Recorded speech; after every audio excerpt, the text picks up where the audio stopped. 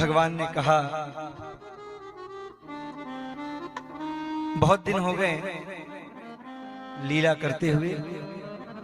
नारद जी ने जाके कंस को सब कुछ सच सच बताया कि नंद भवन में जो कृष्ण नाम का जो लाला है वही देवकी का पुत्र है, और वही पुत्र आज तुम्हारा काल बना हुआ है। कंस क्रोध में आकर के अक्रूर जी को बुलाता है। अक्रूर जी को कहता है, अक्रूर जाओ तुम कन्हैया को लेकर के आओ और कहना यहाँ मेला लगा हुआ है, मेला दर्शन के माध्यम से मैं उसका वध कर दूंगा। अक्रूर जी ने कहा, आप मेरे से ऐसा पाप मत करवाएं, यह पाप मेरे से नहीं हो पाएगा, मैं इतने छोटे बालक का वध नहीं करवा सकता। कंस ने कहा, यदि अगर तुमने वध नहीं किया, तुमने नहीं बुलाया, तुमने नहीं लाया, मेरे आदेशों का उल्लंघन किया, तो मैं तुम्हारा यही वध कर दूंगा। कन्हैया का तो लेने जाओगे तो हो सकता है कुछ समय मिल जाए, परंतु यदि कन्हैया नहीं आया या लेने नहीं गए तो मैं तुम्हारा तत्क्षण वध कर दूंगा। अक्रूर जी ने विचार किया, अब लगता है मुझे इसका वध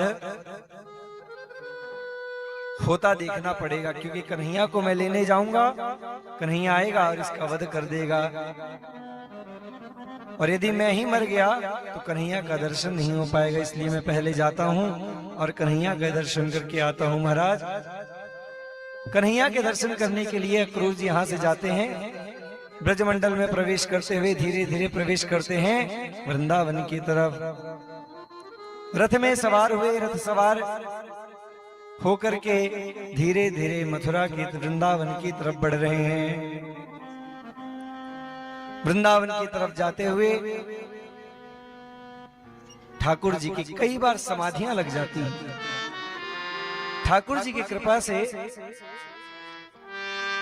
अक्रूर जी की कई बार समाधियां लग जाती हैं। अरे आज मैं कन्हैया का दर्शन करूंगा, आज मैं कन्हैया का दर्शन करूंगा, कन्हैया का दर्शन करके आज मैं धन्य हो जाऊंगा, मेरा जीवन धन्य हो जाएगा।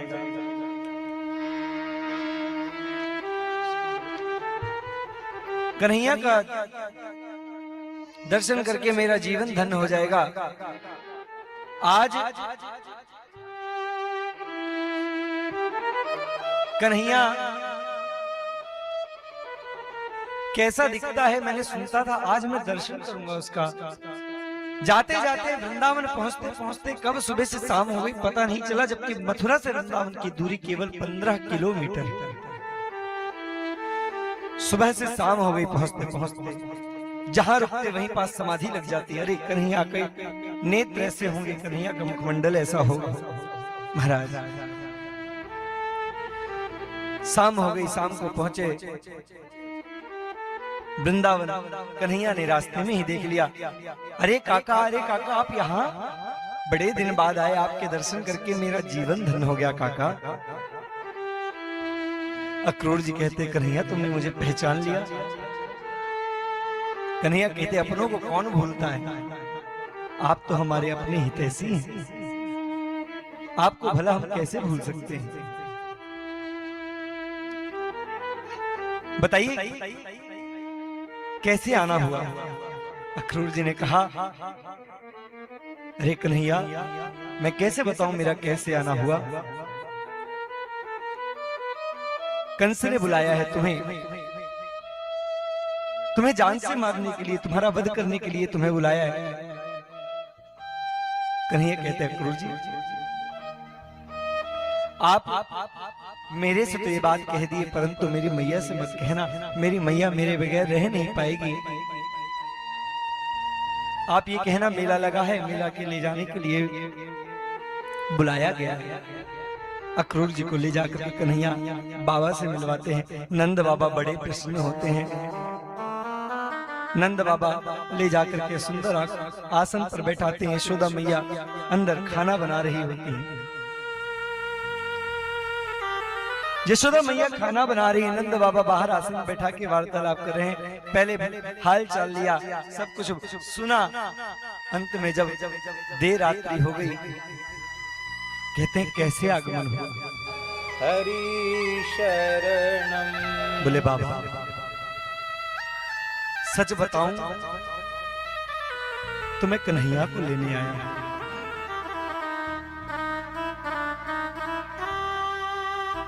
वसुदेव जी ने आपके पास लाला को छोड़ दिया था और आपकी कन्या को ले गए थे। ये बात बताई महाराज।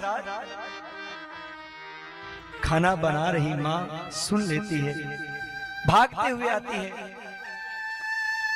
ये आप क्या बोल रहे हैं? अरे कन्हैया किसका है?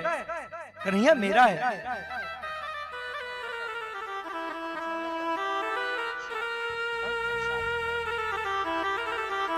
कन्हैया मेरा है, कन्हैया किसी और का नहीं हो सकता। अरे अक्रूर जी, आप मिलने आए हैं, मेरे प्राणों को लेने आए हैं। कन्हैया मेरा प्राण है, मैं इसको कहीं नहीं जाने दूंगा। अक्रूर जी ने समझाया, यशोदा ये तेरा लाला है ही नहीं।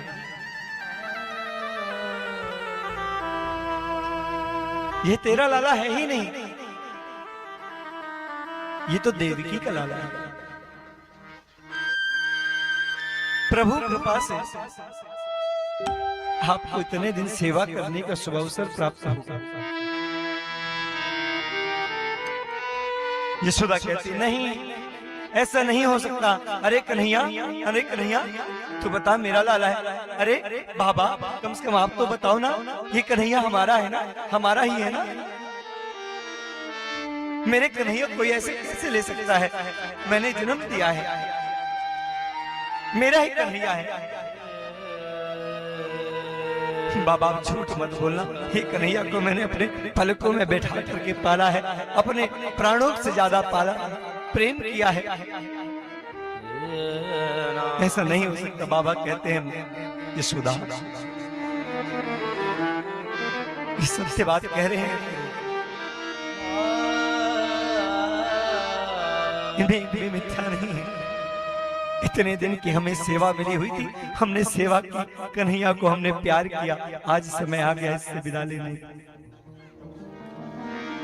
यशोदा कहती नहीं, ऐसा नहीं हो सकता।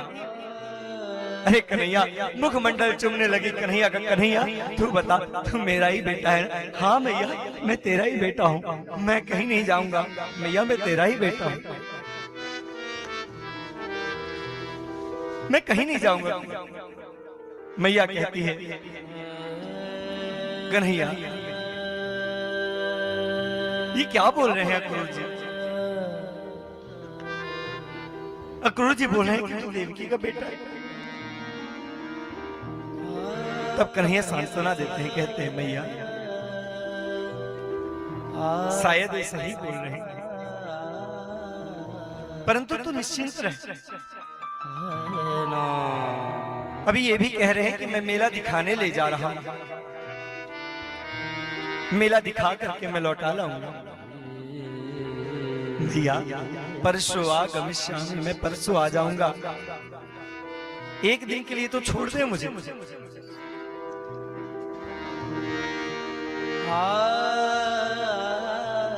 महाराज भगवान श्री कृष्ण लपट करके माता से रोने लगे, हे भैया मैं आपको छोड़ के कहीं नहीं जाऊंगा, चुप हो जाओ। मैया कहती कन्हैया मैंने तुम्हें पलकों में बैठा करके पाला है, प्राणों से ज्यादा प्रेम किया है कन्हैया। मेरे प्राण तुझ में बसते हैं, तुझे कुछ हो गया तो मैं अपने आप को कभी माफ नहीं कर पाऊंगी। मैं अपने आप को कभी माफ नहीं कर पाऊंगी कन्हैया।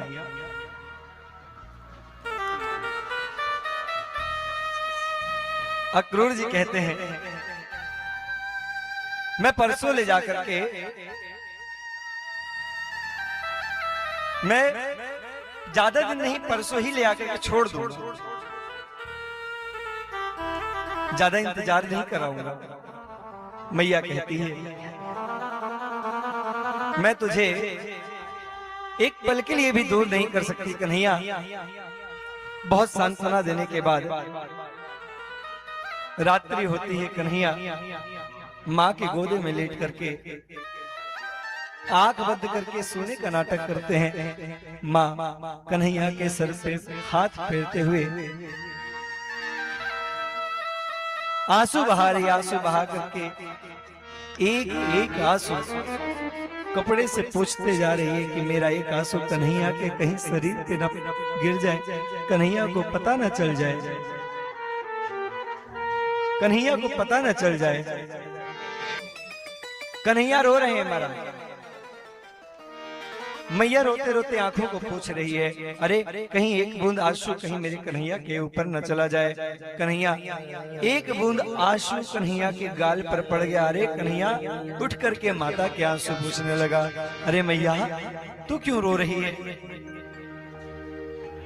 मैं परसों आ जाऊंगा ना। रात भर रो रो करके मैया पार कर देती है। अवस्था भी वृद्ध है, रो रो करके इतना बुरा हाल हो गया, रात भर में बीमार पड़ गई महाराज। रो रो करके बेहोश हो जा रही है। इस तरह रो रही है मैया जैसे प्राण निकल रहे हो। लेकिन कन्हैया समझाते हैं, भैया मैं जल्द आ जाऊंगा, तुम्हें ज्यादा इंतजार नहीं कराऊंगा। सुबह होती है, सब लोग ग्वाल वालों को पता चल जाता है, सब ग्वाल वाल आकर के कन्हैया के पास द्वार पे खड़े हो जाते हैं। नंद भवन के सामने एकदम भीड़ लग जाती है। सारे जितनी भी ब्रज मंडल की गोपियां हैं सब एकत्रित हो जाती हैं, सब ग्वाल वाल एकत्रित हो जाते हैं और वहां पास खड़े हो जाते हैं। देखते हैं कन्हैया कहां जा रहा है। सब रोकते हैं, कन्हैया कन्हैया तुम्हें कहीं नहीं जाना, मैंने सुना है अक्रूर आया है। अरे अक्रूर तू तो बड़ा क्रूर है, तू आज हमारे कन्हैया को लेकर के जा रहा है, हम अपने कन्हैया कहीं नहीं जाने देंगे। महाराज धीरे धीरे अक्रूर जी कन्हैया को लेकर के मथुरा पहुंच जाते हैं। कान्हा मथुरा पहुंचता है, कंस बड़ा प्रसन्न होता है। कल मैं मेले के नाम पर, द्वंद्व युद्ध के नाम पर इस काले कुलूटे कन्हैया को मार डालूंगा, वध कर डालूंगा।